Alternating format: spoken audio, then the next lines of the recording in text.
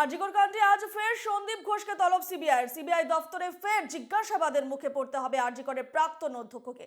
আরজিকরে আর্থিক দুর্নীতির অভিযোগে গতকাল সন্দীপ ঘোষের বাড়িতে সিবিআইয়ের ম্যারাথন অভিযান চলে এবং পরপর দুটি সিবিআই টিম যায় সন্দীপের বাড়িতে। আনা হয় প্রিন্টার মেশিন।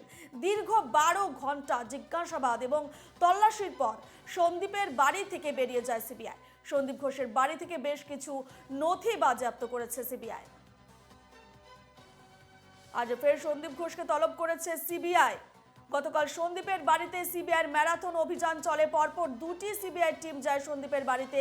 দীর্ঘ 12 ঘন্টা জিজ্ঞাসাবাদ ও তল্লাশি সিবিআই চলে এবং বেশ কিছু নথি বাজেয়াপ্ত করেছে সিবিআই।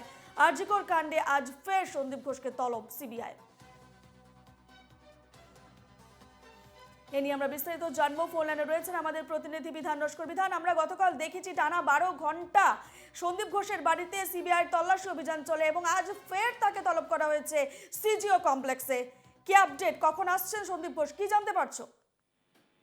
দেখো, একেবারে আরজিকরের দুটি মামলা, একদিকে যেমন খুন এবং ধর্ষণ কেসে তাকে কিন্তু একেবারে 9 দিন টানা জিজ্ঞাসাবাদ করা হয়, পরপর 9 দিন তাকে ডেকে পাঠানো হয় এবং দীর্ঘ রাত পর্যন্ত জিজ্ঞাসাবাদের পর কিন্তু একেবারে তাকে ছেড়ে দেওয়া হয়।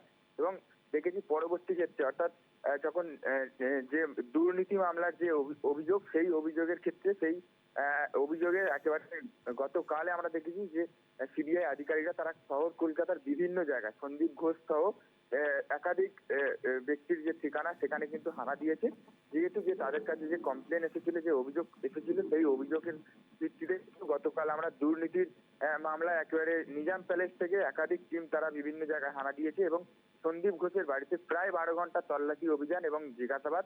পরবর্তী ক্ষেত্রে দেখা যায় যে সন্দীপ ঘোষকে একেবারে সরাসরি তাকে ডেকে পাঠানো হয়েছে সিবিআই এর তরফ থেকে। আজকেও কিন্তু তিনি হাজিরা দেবেন এবং এই দুর্নীতি সংক্রান্ত বিষয় কিন্তু তাকে জিজ্ঞাসাবাদ করবেন, এমনটাই কিন্তু জানা যাচ্ছে। বেশ, এই খবরে নজর থাকবে বিধান। আপাতত ধন্যবাদ।